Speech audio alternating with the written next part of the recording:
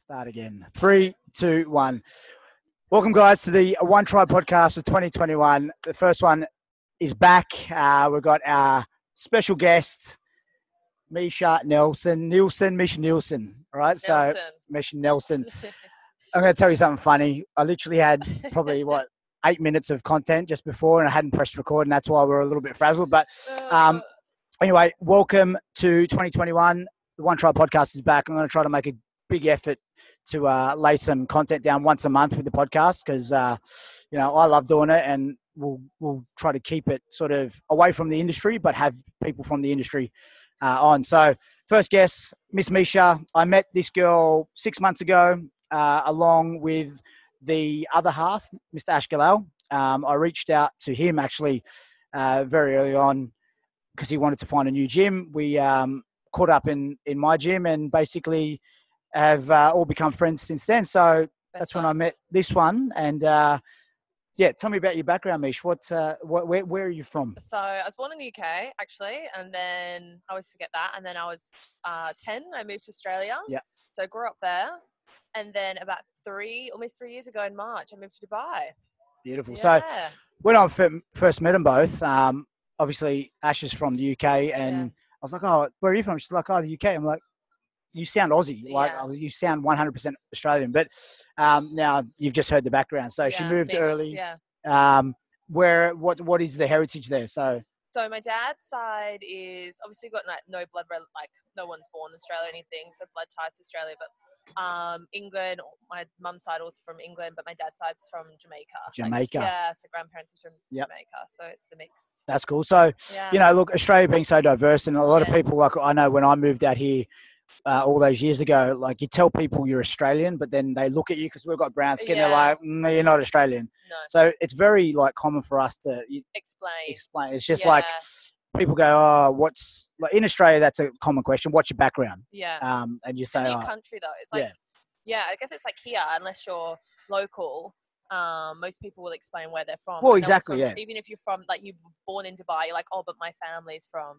Such and such. Well, I find it even with the locals, like a lot of the locals, even being born here, they're mixed between, say, Iranian or whatever. So like the purebred locals, it's very a small, minute percentage of them out here left. You know what I mean? So I guess that's why they're so. It's so important to keep that bloodline strong, especially here in the UAE. So anyway, going to why I thought we should have Misha as our first guest this year. Misha's got an interesting background. So how I met her obviously was through Ash. He's a coach, obviously, in the industry. And I do understand you were between jobs when I first met you, right? Yeah. So I like my bread and butter is radio. Right. So she's a radio host here in the UAE. And go on. So I came out here doing my first full-time job ever, which was in radio at one station. And obviously COVID struck. So, I mean, like everything in the world, everything took a hit. And, with radio, like if there's no sales, if there's no advertising, then obviously the station takes a massive hit. That's just the way the business works. Yep. So I was left with the option to like leave. So I did. Or like stay on, but nothing was guaranteed. And I've also got a background in like fitness, so I've got my certs in personal training, so I started to do that. I was doing a bit of personal training, and then recently I've kind of stepped back into the radio world. But I guess for me, like I've always done like a little bit of this and a little bit of that, like bit of a hustler. Since I was like 14, I've always had like 2 or 3 jobs. I've always just liked to spread my time in different areas. Well, this is the big reason why I actually got you on, and I sort of hinted on my Instagram last week why I was going to have you on. But meeting you first time on the gym floor, and we're in between jobs. Radio's your actual bread and butter, like you said. Entering the fitness industry as a female, having obviously your partner do the same thing. He's well established now in the industry, in my opinion, and trying something new. Now, let's go to that part of it. So you lost your job. COVID has sort of messed everyone around in terms of a lot of people have had to pivot. And, I don't like to use that word, but people have had to go, right, if you were switched on, you're like, I do this, but maybe I'll try this to make to make a living. Now stepped foot into the industry. Yeah. Had you ever, I know you keep yourself fit. Yeah. You do your own training, but had you ever trained anyone or been on a gym floor as a trainer? Yeah, so well, not personally like one-on-one. Obviously, I train friends and stuff, but it's a bit different when it's like a random person. Business, And actually, like a year ago, I was supposed to go and work as an instructor for like this rhythm riding studio. Yeah. But I mean, with rhythm riding, it's very physically demanding. Yeah. It's kind of hard to do this and that with the training and stuff. It just wasn't suited to me at the time. I mean, it's amazing. It's like it's amazing if you can do it as well. Like it's really, really hard. So it wasn't suited to me. So I was going to do that. So that was going to be my first, I guess, proper like experience in terms of coaching and structuring a workout. But I mean, I've always kept myself fit. I've always done like weight training, obviously training with Ash. I learned a lot from him. I've done martial arts, I've done swimming, I've done netball. So I've always been actively fit. So you've dabbled in everything pretty much there. Yeah. So I feel like when it came to training people, I kind of just relayed what I knew worked for me and what I'd learned as well. And like it's, you know, I definitely think I definitely have a newfound respect for personal trainers. Like it is a hard hustle. Like it's made to look easier than what it is, but it's a hustle, you know. If one client drops off, because of course if they get corona or anything, absolutely, you can lose like thousands. And that's a good point, because you know, I've in my time here have had a lot of people say, "Oh, you're so lucky you get to do what you love as a job." And now I'll agree with part of that statement, but the other side to it is just like you're not training yourself all day. Like literally now, and you know, Ash and yourself can vouch for it. Like as a trainer, your own training, your own well-being almost comes last now, because you know if you're training clients 5-6 hours of a morning, the last thing you want to do, I know for myself, is train myself at the end of that shift. And then having to like stick around and then train people till like 9 p.m. Like it's you a lot of your energy is going to the people you're training, right? So it's not all about doing what we love because you're so lucky. We're making a living out of it. It is great that we get to do something that we're passionate about. But like you said, the hustle to fill up hours, and if someone drops off, to sort of advertise to get someone back. It's literally a 24/7 job, in my opinion. Like definitely. If you're got a hustle and you're good at it, you'll always be planning 4 or 5 steps ahead. You know what I mean? And that's what I do feel. So that's why I wanted to touch base on that with your experience coming from a stable income, stable job, now going into a job that nothing's guaranteed. How did you cope with that? I didn't realize how privileged I was and what a blessing it was to come to the UAE in a job where I was getting a set salary every single month. You know, I was even getting live out, which was amazing. And I think, you know, you always think the grass is green on the other side, because the one thing is that when you're employed by someone else, you know, I think everyone here has to live and work with a visa. And I think there's always that fear of losing your visa. And, you know, I was obviously new to the country, so I had no idea, like, you could even get freelance visas. So for me, it was like I didn't want to ever take a step out of line at work. Not that I intentionally did, but I was always worried about that. And I also thought, like, how am I going to be able to do anything else? But when you're a personal trainer, although you have, like, the freedom of having the independence of your own visa, you still have to, like, you know, I thought it was just crazy. Like, look, you know, the hours, obviously, like, they're sporadic. So you know, if someone gets sick, for example, and it happens, someone travels, that's a couple of K, you know, something, they don't want to finish their sessions, they don't want to renew, and then you're constantly prospecting.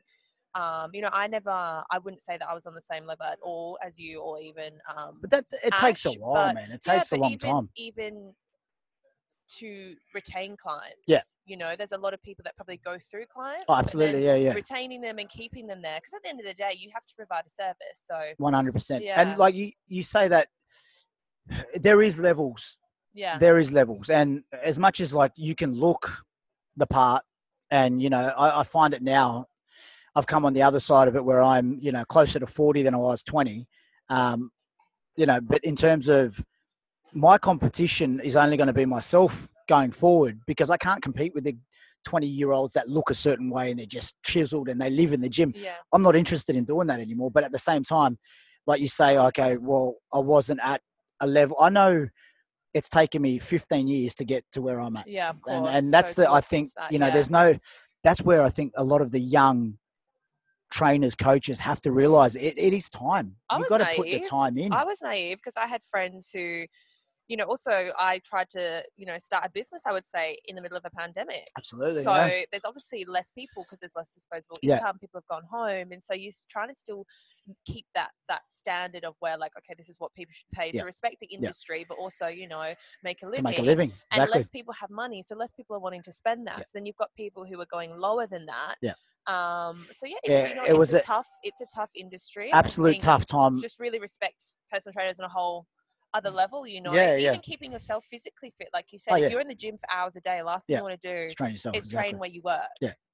And that's the hardest part of it. Like you touched on it quite well, was that during this year or last year, even for myself, I've got a good family of people that I train. So that sort of didn't worry me, but it did cross my mind. I'm like, even these people are losing jobs, or one half of the family is losing a job. So it makes you think, can I keep charging what I do, or do I need to bring my prices down just to keep everyone comfortable to say, all right, I've still got your guys back, but please have mine. So I'll drop my prices. And so you did, in my opinion, you needed to flex with the market. You couldn't be staunch and go, I charge 400 dirham and that's what I charge. You don't want to work with me. You're going to price yourself out of the market. You're going to have no work. They will go looking for cheaper. Right. So in saying that, you did try to step into a market at its lowest point. Yeah. But I also feel, looking from an outsider's perspective, that was a good, like, for years and years, Dubai's market has got saturated with anyone and everybody can be a trainer. Yeah. So it's only going to work against you when, all right, Misha's now a trainer, like, oh, here we go, another one. Yeah, right? yeah. That was always going to have that narrative with it. Of course, that anybody could have that. But at the same time, you've come out during the lowest point of sort of life and gone, Misha's going to be a trainer. And people are like, fuck. Like, that's a ballsy move, number one, because it's not a guaranteed job. No, But number two, you had to sell yourself even more than regular, because you can't ride the coattails of an industry that's thriving. No, it wasn't of course. thriving. And it was, I definitely was like nervous. I'm not going to lie. Like, even posting, like,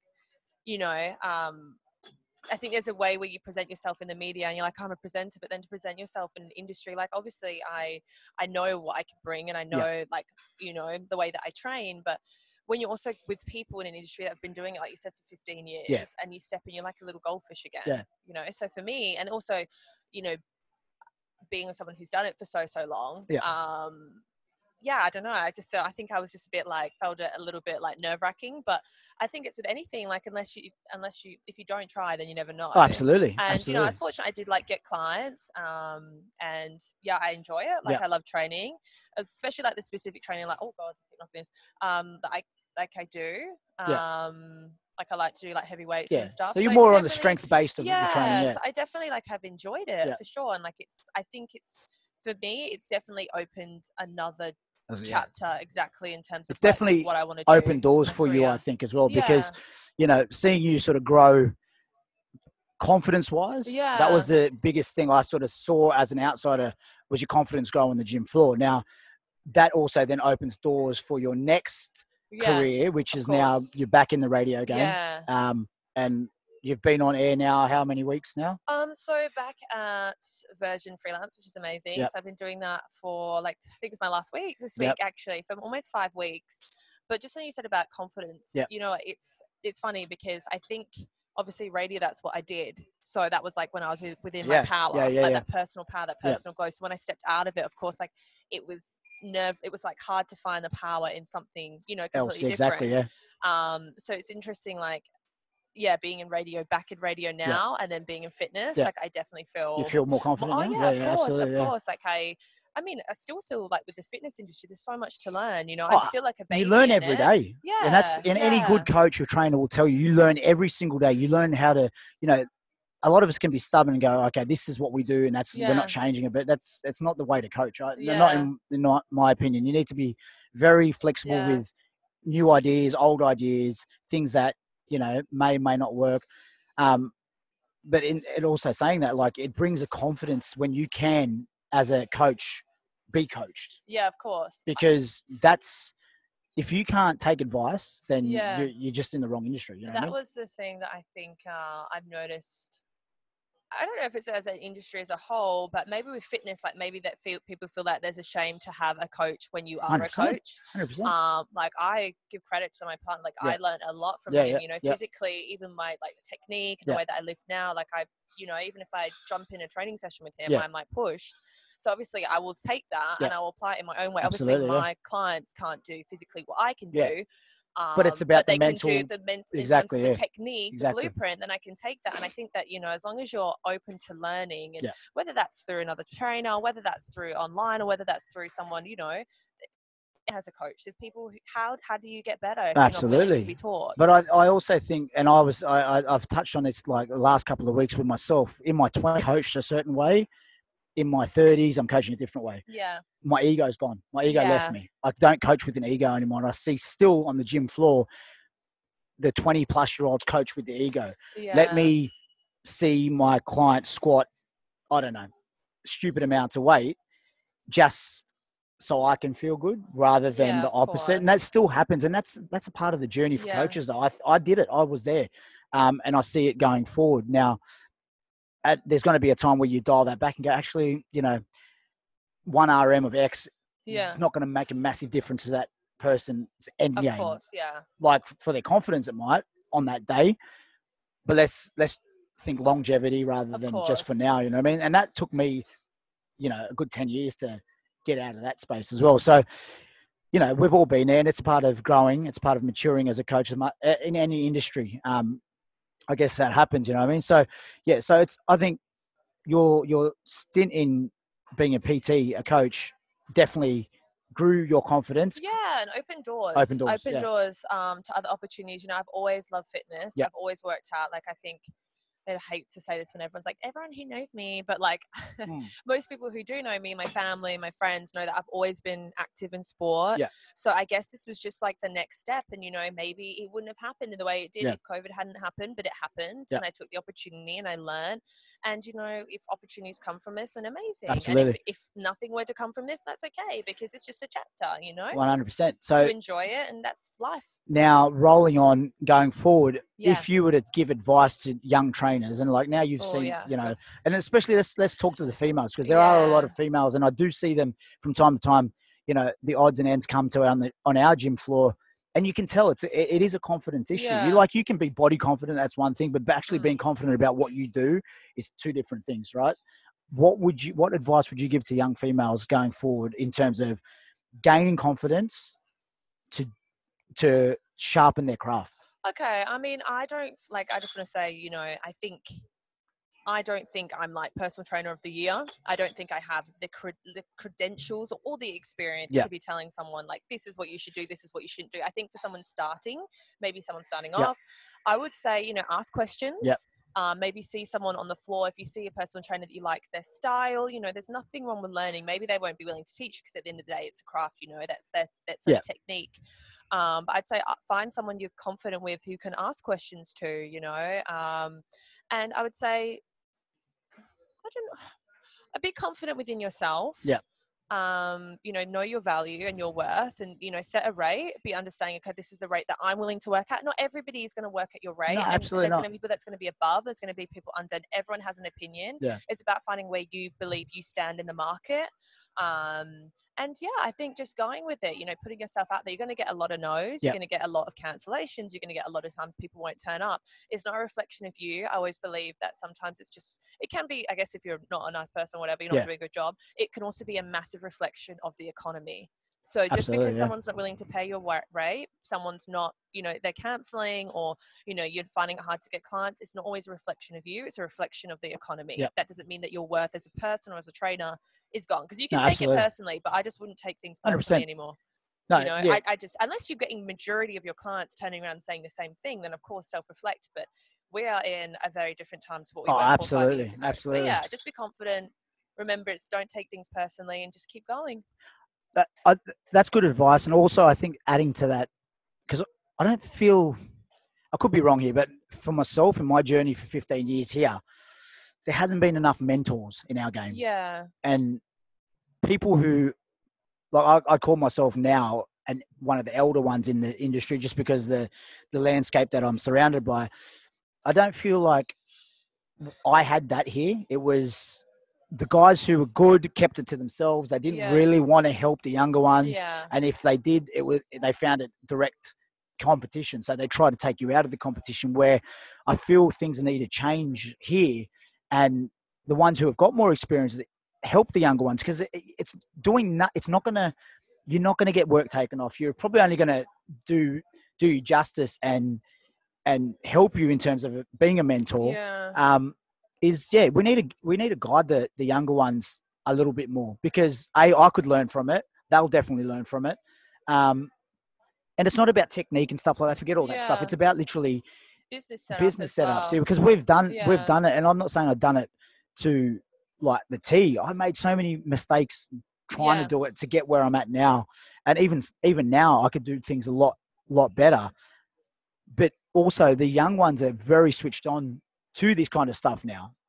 Their marketing, their social media, they're way better than I was at that age. So I think you can cross them over and both parties can learn from each other, but I think more needs to happen on that sense. Even getting like friends, like I have a friend in the industry and she was so helpful. I'd ask her heaps of questions from the start, not ones that I would, because she's been doing it maybe a couple of years. So I feel like she had a fresher mind to what it was rather than somebody who's been doing it 15 years, because the game's completely changed from, 10 years ago or whatever. And she was so helpful. She actually referred clients to me, which was amazing. And even like again, just because you go for a consultation, if you don't get it, don't take it personally. No, exactly. Yeah. Like if I was going to go to a hairdresser and I wanted a certain color and I wasn't sure, or maybe that's not what I wanted, the same vision. It's not a reflection of It's just we just don't match up, and that's fine. But it's definitely learning and keeping an open mind, I think. Before we leave this topic, just to go on, my advice for young train, I'm seeing it so much now, especially because of the pandemic we're going through and people are just trying to win work for the sake of winning work. What's your whole mentality on free sessions to get someone through the door? I think I've never given a free session, a trial session. I can understand why someone would want a trial session if they were going to commit a certain chunk of money to a trainer and they weren't exactly sure. As a client, I can understand why they would ask. I don't think it's cheeky to ask, because I think it's definitely not cheeky to ask. Because if you go to some boutique studios, they'll be like, "Come for a free session," and then you go do a martial arts class, you go do this, and you're like, "I love it." However, I wouldn't go to the hairdressers, or I wouldn't go to a nail salon, I wouldn't go to a restaurant and say, "Can I have a free meal before I decide to dine here absolutely. again?" I think I wouldn't. Unless it was a special deal and, financially, you got to make business things. Okay, fine. But I wouldn't offer that as my first thing. I might say if you sign up for 10 sessions, you'll get your 11th free, but I wouldn't say come for a free session. And that's just me. You might be able to jump in with a friend if it's a friend of a friend, but I don't know. I haven't been in that situation. Yeah, I'd agree with you. I would, I'm just seeing it everywhere, especially online, first 2 sessions free and stuff like that. I'm like, guys, I guess, you touched on it before. Know what you're worth.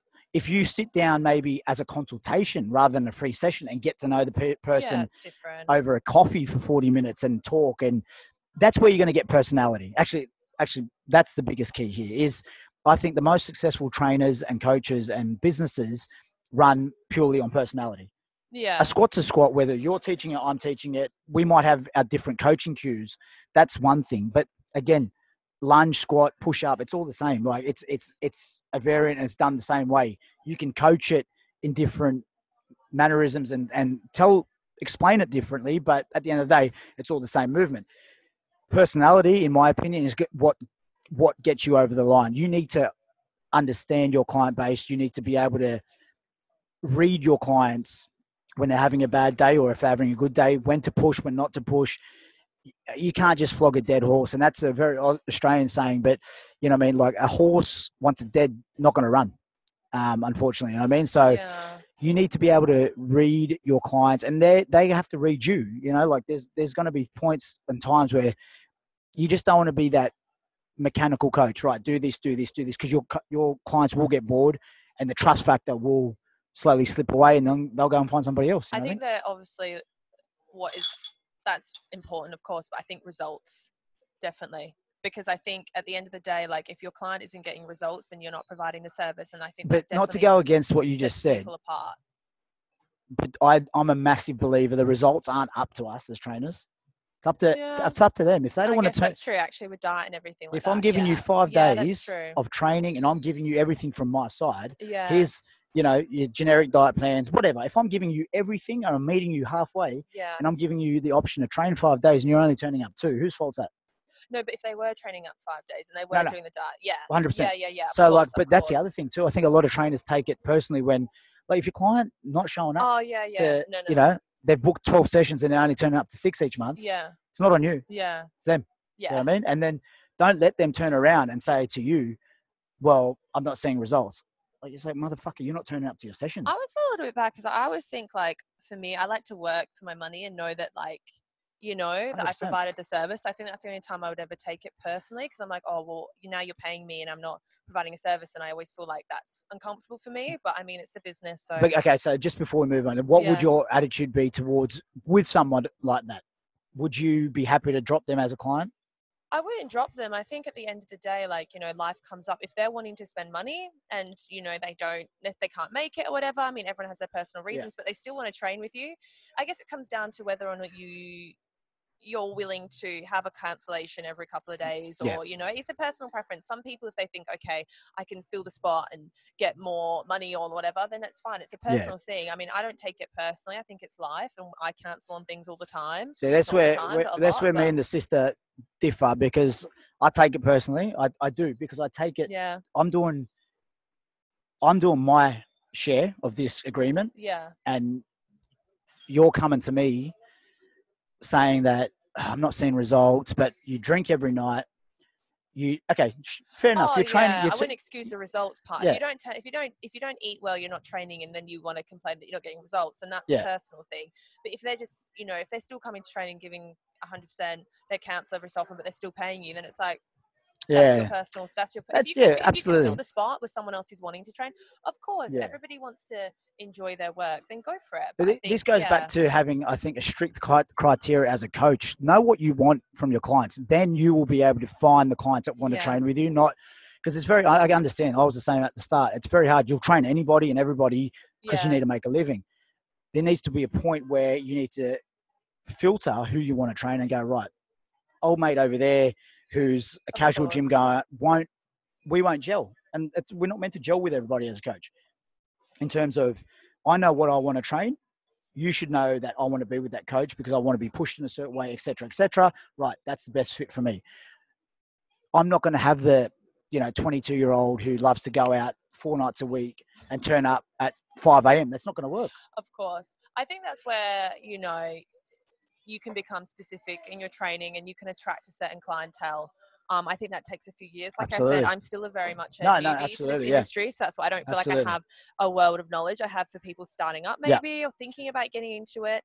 But I think when you've been in it for a long time, then it's my opinions are always going to be very different, And like I said, 5 years from now, I might be saying completely different things. So I think if any newbies are watching this as coaches and as members, know what you want.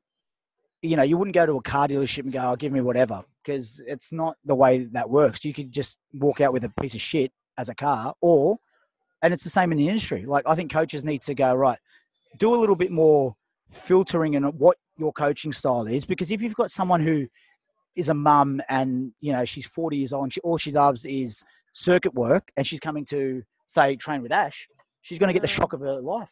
You know what I mean? Yeah. It's just like, it's not going to work. No. And 2 things are going to happen. 3 or 4 sessions in, someone's going to tell someone to get fucked straight up. Like, this is not for me.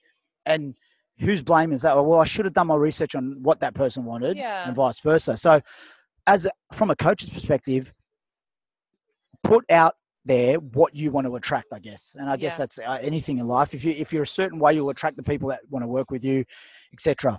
All right, now moving on. So you dabbled in the PT world, the coaches world. You got through that. I think doors opened for you because of that. You're back on radio now. Yeah. You also, a big passion for you is music. Yes. Right. Yeah. So let's touch on that. So you're a radio presenter. Yeah. And aspiring DJ. Well, definitely on the aspiring part. Obviously I did your fitness. Yeah, so we had her come and do our beatbox class. It was good. I thought it was good. Yeah. It was just more of a, I wanted to experiment with what a live DJ would be in class, and I think it was a good vibe, even though with COVID and stuff we didn't have many people there, but it still, I think, worked. She played an awesome set. I just said, look, play a hip-hop R&B set, and I'll let you just do it, gauge the crowd, blah blah blah. So tell me about that part of your life. And well, that's obviously been very much a work in progress. I'm really fortunate. Like somebody I used to live with out here, housemate, she's a DJ here. She's amazing.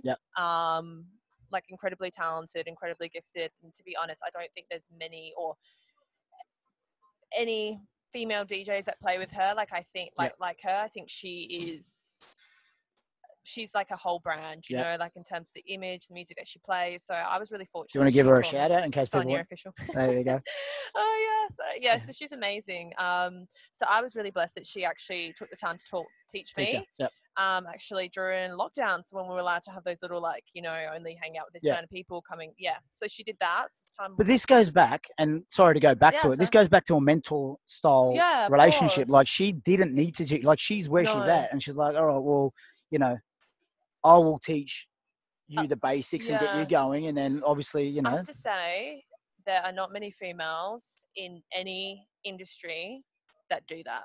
Because, even in radio, I've had more male mentors, except for female bosses, than I've ever had female mentors. I don't know what it is. Why do you reckon I don't know that why it is. I think that unfortunately as females, we are almost programmed to believe that like other women, yes, they are a competition, but instead of like a man is like, well, if he comes first place, he's physically better, or he's just more intelligent than me, and he's just number one. Women, it then becomes personal. So instead of looking at the talent as to why she's number one, it becomes, well, why is she? Oh, because she looks like this. It must be because she acts like this. It must be because it becomes like they try and pick people apart. And it's sad because, I think that that's not all women. I think that the industry is trying to change that. So we do kind of uplift each other. There is a sense of like, I don't know what it is. It's sad. But anyway, she taught me. And so it's really amazing to see someone like that lean back. And like help someone else. Yeah. So I do see you on your Instagram that you go and support her like on the weekend. I also like learn, like, how are you going to learn if you don't listen? So I'm really grateful for her. So that's still like a work in progress. To me, it's like the music and everything like that. And it's been a journey. Like it's definitely, I've made some mistakes in terms of like how to download, and like I'm not that tech savvy as well. So, but it's all a part of the process. I've made some tech mistakes. Like just like headache stuff. But I feel for me, I don't learn unless I go through things like that. Even with radio, like that's life. There's been some really terrible mistakes that I've made, and like shocking things, but if I don't do that, then I don't learn. So that's definitely for my 2021 goal, is to like be able to do DJing, and not just, I'm very like adamant, I mean maybe I need to let my ego go a little bit, and not being a play DJ, which is basically turn up, you just go songs that just match, absolutely music, and you leave. Like I believe the amount of hours, the same for personal training, same as any profession, the amount of hours and practice that I put into radio, I respect that I've done that. So I have to believe someone else has done that for DJing, someone else has done that for personal training. So therefore, to respect the craft, of course, if you want to learn the craft for the skill set, you have to put in the same amount of hours. But, in music, like I've mentioned to her my background in music, and I grew up around it, playing, etc., etc. I was always taught, especially when we were playing like live gigs, etc., was play to the crowd, for the crowd, and get the energy. Obviously, like as a DJ, you want a set list, and things can change over the night, and I'm not going to go with this, I might go with something else. But that also crosses over, I feel, in everyday life. If you need to literally, switch during a day on what you're doing or the hustle that you're going, because it's what life is asking for. I guess it's the same as a DJ set, right? I mean, I haven't, like I said, I'm not I'm very much aspiring. So I mean, that's what I've been told. Like, I've been told from my friend, sometimes she'll say like, this person can't make it, you need to change your set. And you've got a couple of hours to change a whole set around, which obviously is a different timing, is a different vibe, different energy. You know, you get clients coming to you for events. So I've been told that they want R&B and then they want AC/DC in the mix. So then it's like you have to find a way to mix your genres. But I think that's from some of the DJs that I listen to here, the ones that I specifically listen to, you can tell when they know. They really know what they're playing, the way that they're playing, versus someone who just turns up, plays. I mean, that's no disrespect, because at the end of the day, I mean, I feel like if I wanted to just be a play DJ, I could. I think that it's not necessarily the case where I can't put a playlist together, but I think in terms of the skill set, knowing that like I know my music, the way that the keys match, you know, it's taken me extra time. Absolutely. But I'm okay with that, because I mean, that's it. Like, if you love something and you want to work for it, then you have to put in the time and the effort, you know. I'd rather do it when I'm ready and when I'm capable, rather than, you know, just doing it. I think there's a difference between when people feel like they're not ready but they're capable versus when they're not ready and they're not capable. So I'd rather feel not ready because I'm nervous and capable, versus I don't know what the hell I'm doing. I'm going to turn up, because, you know, it's also like disheartening on yourself. 100%. I've done it with radio, you know, I pushed myself with radio, and, you know, I mean, I probably wouldn't be where I was if I didn't push myself. But at the same time, I'm like, oh, I didn't need to do that way. Yeah. Again. Yeah. Okay. So, you know, where do you see yourself in, say, let's say the year goes to plan, things start opening up, 2021. Yeah. Where do you see like that side of your life? I mean, I would love to, you know, I'm still about building the journey. I think events obviously are like a privilege, and I would love to be able to do that, like down the track, to someone to be like, yeah, I want Misha to play, or like, I love the way that she sounds. Like, but I know that comes with experience. So, you know, I'd love to be able to do like you know, have a set time at a set place for, and I'd be able to have that experience, like find my sound. Just like a residency somewhere. And create it. Yeah. I mean, I think like residencies are like quite, you are literally there every week. So whether it be like a residency at somewhere low key, like I'm not thinking like I want to be at like the biggest No, of course you got to start somewhere. Right now, like I just want to find, you know, where I am in the industry and then build on that, you know, and I think that's it. That's enjoying the journey. So, so if anyone's watching this and, you know, I do know a few people like in the nightlife industry, and you could use some new female talent, hook the sister up, give her a shot. You know, I mean, that's what the biggest thing I think in this city is that it's hard. People try to get their foot in the door, but nobody wants to give somebody a shot. Of course. I think that's it. But I think that's what comes with confidence, and, you know, like anything, like you're going to get a lot of no's. Like I know already I've got so many no's, but if you want it and you believe in yourself, and if you believe in yourself, you want it, and you're willing to work for it, you can make it happen. 100%. You've got to get yourself in the door. You have to want it and be willing to work for it. Be willing to put in the hours. Be willing to feel like, you know, the average because you can't get the job done or something like that. Yeah. And that, look, she just said all the right things, is that none of this shit comes easy. Like to have a good client base, or have a residency coming up, or just to have that life the way you want it, you need to work for it. And that's the biggest thing to take out of that conversation is, unless you're willing to put in the hours and the graft, you're not going to get success. It doesn't come. I don't give a shit what anybody says. You might have those people who are lucky enough to get a contact there, and then, you know, but it's always going to feel better if you've gone and done it yourself, and, you know, rely on yourself and not others. I think it's the biggest thing, especially here in Dubai, is that, you know, a lot of people will talk a good game, and then when you actually ask for the help, it's never there, which is the unfortunate part. And I hope that stigma does change, because we've got to all start helping each other. You know what I mean? Like even doing things like this. Everyone's learned from someone. I don't think there's any shame in admitting that you've learned from someone. Absolutely, you know, I think I'm constantly trying to learn, you know, and I think, like, I guess at the end of the day as well, you've got to be careful that you don't copy someone, because what works for them doesn't necessarily work for you. I think that's also a thing, is that people struggle. Have your own flavor. I've spoken to people who struggle with, you know, they'll start something and then they'll get a bit uncomfortable because other people will start copying them. But I think that's just the way people see through that. Like, I think staying original, it's hard because sometimes you feel like people don't see you, understand you. But I think as long as you're true to yourself and you're authentic and you believe in yourself, then, like, you know, you'll develop your own following, you'll develop your own supporters. And I mean, it's, you know, I think it's hard not to compare, but you might, I think, look in admiration rather than comparison. Well, that was well said. And it's a good segue into my next little topic, which... Take it away. Yeah. obviously we've gone through the coaching, we've gone through the music side of your life. Yeah. And you said it's hard not to copy other people because you've seen it work for them. Yeah. Now, as a female in both industries,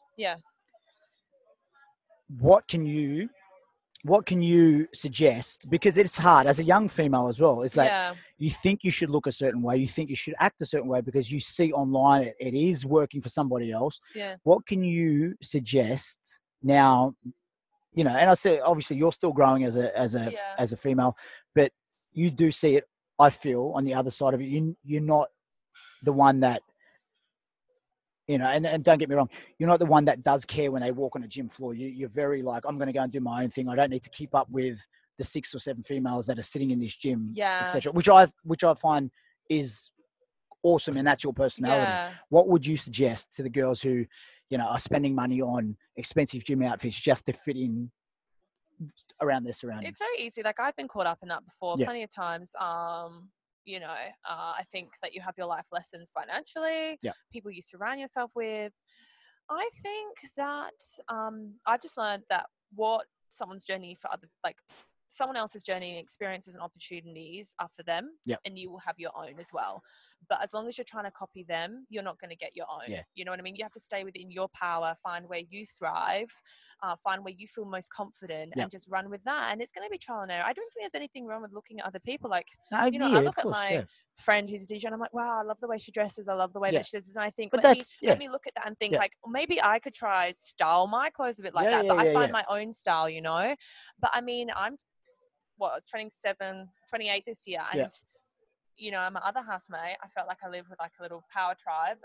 She's like her name's Simona. She's a very like amazing hairstylist here. And she's very good at her craft as well. And, she explained to me, she found it difficult remaining with her own style and not being copied. And that's very hard when you are, that is a pure that's form what of you're making art, money from. Exactly. But for example, like I surround myself with women who are authentic and believe in themselves. And I think that's rubbed off on me a lot, like my hair about 2 years ago was dead straight, dead straight. I literally took me 27 years to wear my hair curly. But is that because even the way that I eat, even my body type, like I didn't eat as much because I was always surrounded by people who were slimmer, maybe a little more like a white culture in Australia. So I felt like I naturally wanted to be more like them because you want to fit in. Right. And then I realized I'm me, so I'm just going to be me and just do me, and it's a lot easier. It's a lot less expensive and a lot less damaging for my body. That's where what I was hoping you would say. It was like I've been a culprit of it. You sort of get lost in the people that you surround yourself around sometimes, and you think you need to look a certain way, especially in this industry. It is the sick side of the industry where people, do certain things just because they need to feel like if they don't do it, they're not going to be liked in their circles. I found the more I pulled away from that is when I had more success because I started to find out who I was as an individual rather than modeling myself around the people around me. You just hit a good point, was that surround yourself on people who are going to empower you rather than bring you down. Like that's what you want, because that's how you grow. That's how you get your best ideas. And that's, for me, sitting around a table of people who can bounce ideas off and that people aren't scared to share ideas and share thoughts is where the best business is done. I'm very specific with the people that I surround myself with. And that's not to say that I'm like, oh, you can't hang out with me.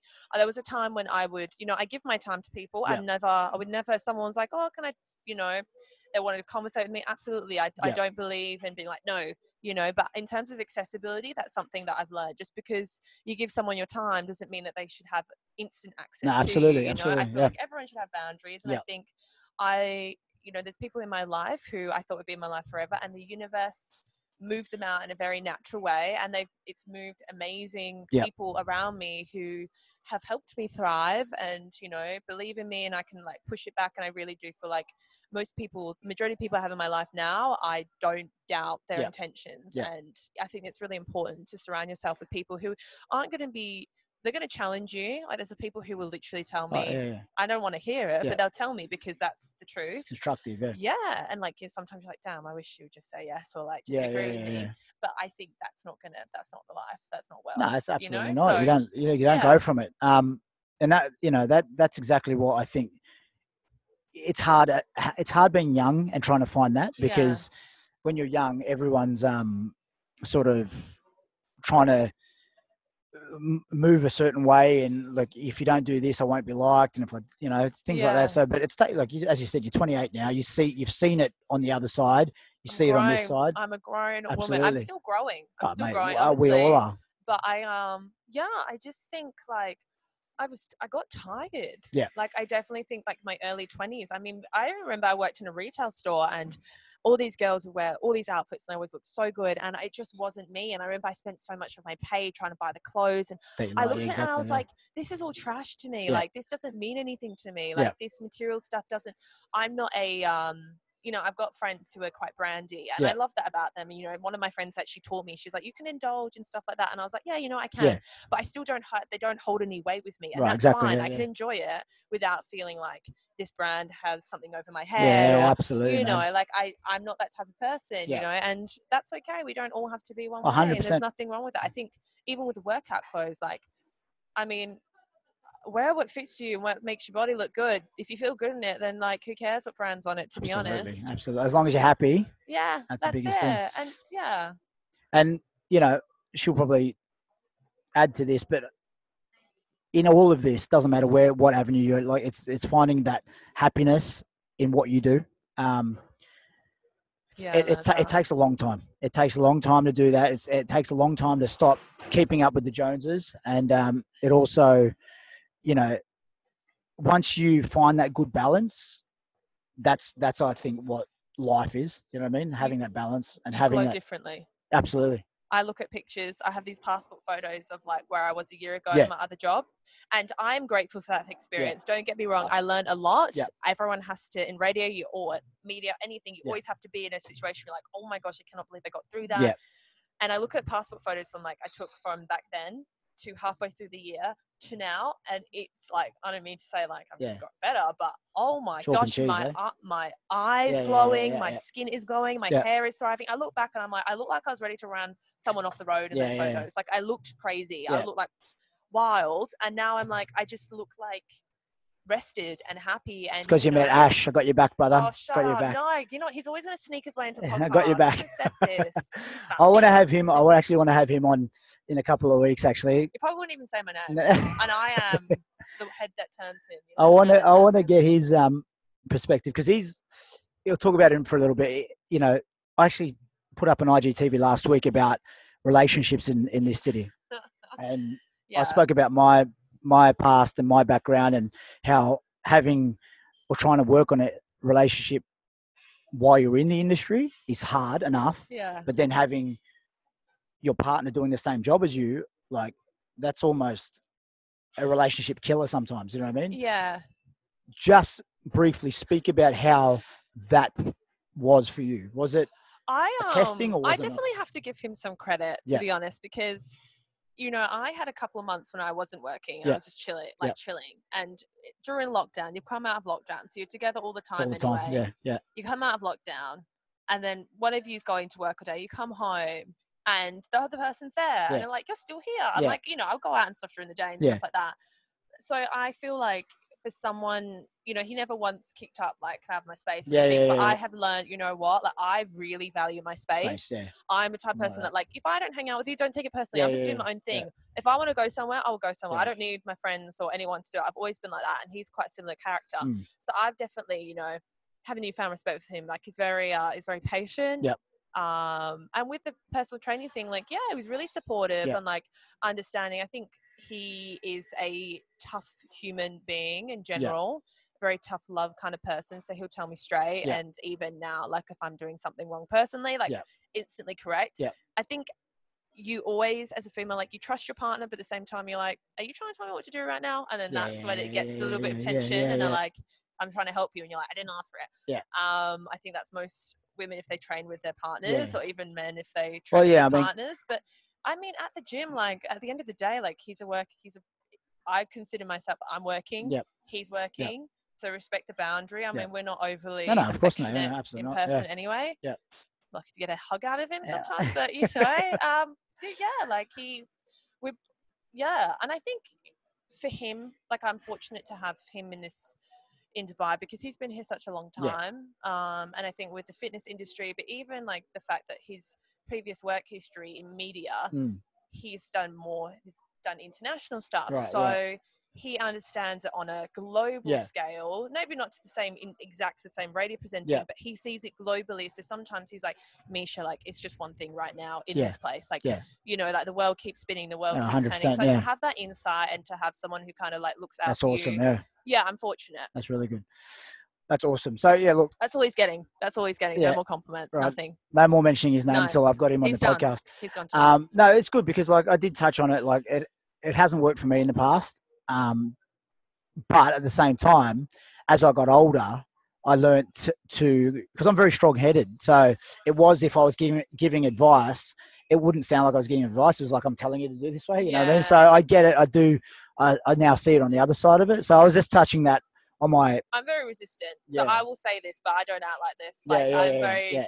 I mean, like my dad will say, like I haven't done what I've been told in 27 years. So it's. Yeah, I like to learn my own way. That's the thing. I like to have my own experiences. I will listen and respect, but I will still probably do it anyway and then come back and be like, oh, yeah, maybe you're right. Told you so. Yeah, exactly. But no, that's good. That's good to hear that, like, it does work. Because I had a couple of messages saying, I wasn't being critical on the whole industry to industry relationships. I was telling it from my side, like, I've had it, didn't work, but at the same time, I had it when I was very, very young, and I thought everything that I was doing should be done that way. When fucking hell, like looking back now, absolutely not. So, I think that's awesome that you guys can see it for what it is. It is, and like you said, it is a job. You try to leave it on the floor. Don't bring it home with you. Just two people create, two individuals coming together and creating one space. That's awesome. That is our relationship. That's just what I think. Yeah, that's awesome. Right, wrap it up. So. Where do you see things going for yourself in the next 6 months? With radio, hopefully more work, more on air time. And just, I'm a type of person like now, 2020 was survive. Yep. I would like to see 2021 as a year to thrive. So I'm going to, just work on everything that I was working on before, but then take action with it. I feel like I built up a skill set. So now it's about, applying it. Yep. Leaving ego behind, because that's not easy to do when you have a standard. I'm quite perfectionist in things that I do, and I want to be a certain standard, but people up here because they've done this. You can't just go straight up there, so I have to make these little mistakes. I have to do things that are wrong, and just very well said. 100%. That's life, and you just got to climb the ladder. Enjoy the journey. If anything, this year is like last year's for us. Enjoy what you have. If you have, like, you're healthy, you've got enough, you've got shelter, you've got food, everything else is a luxury. So enjoy 100%. It, and I think it's about being really grateful every single day. Like, I'm not particularly religious, but I am spiritual. Like I pray every day and just grateful to be alive. Have the gratitude there, eh? Gratitude. So I think you're right. It's bang on. Like a lot of us take, especially our lives in Dubai, take it for granted, like the small things. So, last year should have opened a lot of eyes for people and said, fuck, like when it gets ripped away from you, that's when you say, oh, I miss these things. So, I mean, country's not letting us back in the country. No, we can't even get home, man. To be in a country that is allowing us to stay here, imagine if they turn around and like, what? We're only going to have this percentage of expats because this is going on. Like this, Australia, unfortunately, like I know a lot of people who are stranded overseas at the moment, people who are stranded here. Yeah. And it's heartbreaking because it's like you can't even get into the country that you were born and raised in. Exactly. And you might have property there, you might have other family there, and they're literally saying no. So to be here, I'm so grateful. 100%. I'm so 100%. Grateful we're able to still make a living. We're not in a shutdown. You got to be extra careful out here. I just respect. I've never had more gratefulness. I think that's definitely. No. Definitely. For this place ever than before. Definitely. So, girls, young females, entrepreneurs, etc., etc. If you're listening today, this is the reason why I got her on. She's dabbled in everything. She is at an age now, I think, that she knows what she wants, like we've heard. And perfect words were climb the ladder. Don't try to get to the top straight away. the top will come. The mountain, needs to be climbed. So you need to do that. You need to put in the work. This is life. It's hard graft, and the harder you work, the results will come. So let's see. If you want to listen to tonight's your last night, right? No, this week. Oh, this whole week, right? So what time are you on? Because I heard you on the radio. 7 till 10. If you're in the car from there, listen to her. You'll be able to pick up the accent straight away. It's quite awesome knowing somebody and then hearing it on air. And I said this to you the other day, you're very seamless. Like, I thought it was thank you. Yeah, I'm not a professional in what I do, but in terms of, it's awesome to hear. And you go, well, fuck. Time. Yeah. I think I'm fortunate right now as well to be in a company where there are so many amazing people to learn from. Yeah. Like, again, mentorship. Absolutely, that's it. Yeah. Constantly learning. And that's the other thing too, guys. Like, open your eyes open and just be accepting for advice. Like, I mean, obviously, if it's coming from the right people in the right place, but that's how you're going to learn. And I would love this year to be about that, more collaborations with people, more like just getting together. Because in this industry, it's a very lonely industry when you are a coach. People come to you, but then leave in terms of like, well, let's use you for your whatever it is you do, and then they leave. And then you're stuck like, oh, where do I get my inspiration, motivation from? You know what I mean? So I'd love to. Gratefulness. Well, yeah, there's that, but I'd also love to like sit with other coaches or other people in the industries just to shoot the shit. You don't need to be working together to have that creativeness flow. You know what I mean? So, I mean, if you want to hit her up, I'll have her IG profile and stuff in the link. So I think the more creative collaborations this year for me anyway would be awesome, and starting off here. So Mish, thanks, buddy. Thank you for having Appreciate me. your time, and thanks, guys. This was probably about a 50-minute one. I hope you've tuned into the whole thing. If not, fast forward the interesting points, and let's. It was all interesting. And I hope to be doing these once a month anyway with new guests. So, and I hopefully have her fella on the next one and talk everything strongman, etc. He's the big bloke. So, thanks for tuning in. OneTribe Podcast. Coach Naka, Mish Nielsen. Thank you. We're out. Peace.